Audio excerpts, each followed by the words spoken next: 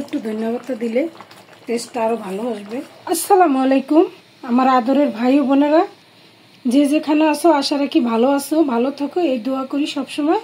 আজকের রেসিপিতে থাকছে দেশি মুরগির এই যে গিলা কলিজা মাংস, এগুলা দিয়া এখানে মুগ ডাল আর এখানে 2 রকমের ডাল আছে, সাথেই থাকো। তেল দিয়ে দেব রান্নার জন্য। তেল গরম হয়ে গেছে, ব্লেন্ডার করা পেঁয়াজ দিয়ে দেবো।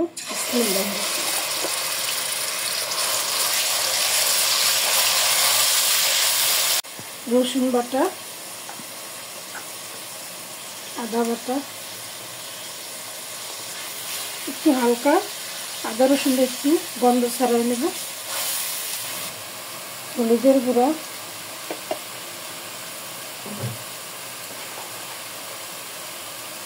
স্বাদ মতো লবণ,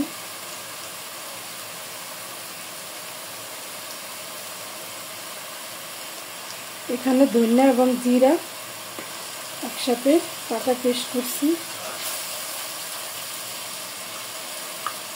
শুকনো মরিচ বাটা,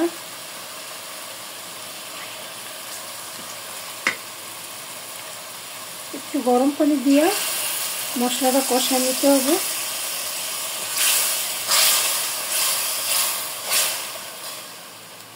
তেজপাতা, গরম মশলা,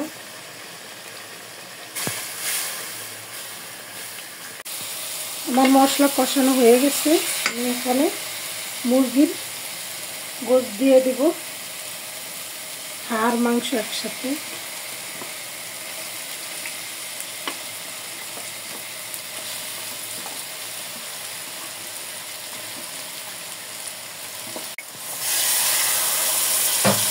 একটু 5 মিনিটের জন্য একটু কষায় নেব।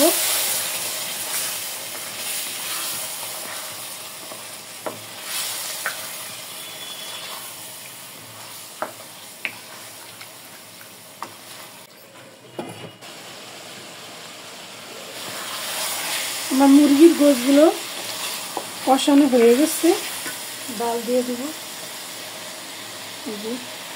আমি ছোলার ডাল, মটরের ডাল, এখানে মুগ ডাল,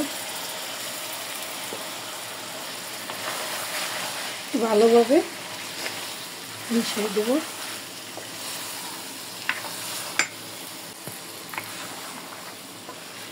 নাড়াচাড়া করে 2 মিনিট পরে আমি ঝোলের পানি দিয়ে দেব।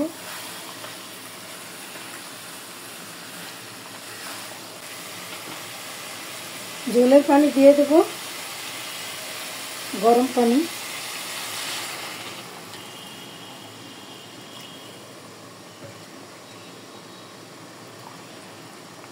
এখানে দেশি মুরগির হাড় আছে, মাংস আছে, কলিজা আছে, সবই মোটামুটি আছে। এভাবে শীতের সময় রান্না করলে মোটামুটি খেতে ভালোই হয়, রুটি ভাত পরোটা সব কিছু দিয়ে খাওয়া যায়।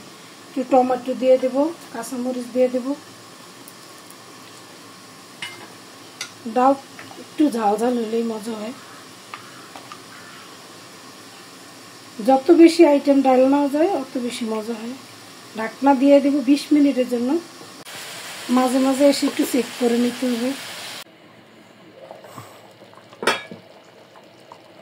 এই যে চলে আসলাম 20 মিনিট পরে, মোটামুটি মাশাআল্লাহ সুন্দর একটা ফ্লেভার আসতেছে। ডালগুলো সিদ্ধ হয়ে গেছে প্রায়, আর 5 মিনিটের মতো রান্না করব। আমার রান্নাটা হয়ে গেছে। এখন ধনিয়া পাতা দিয়ে দেব। ডাল এই জন্য একটু ধনিয়া পাতা দিলে টেস্টটা আরও ভালো আসবে। আপনারা যারা এখনও ট্রাই করেন না, ট্রাই করে দেখতে পারেন, অনেক ইয়ামি এবং মজা হয়। আমি দেশি মুরগির মাংস এবং হাড়টা নিয়েছি। আজকের মতো আমি এখানে বিদায় নিয়ে নেব। যে যেখানে আছেন ভালো থাকেন।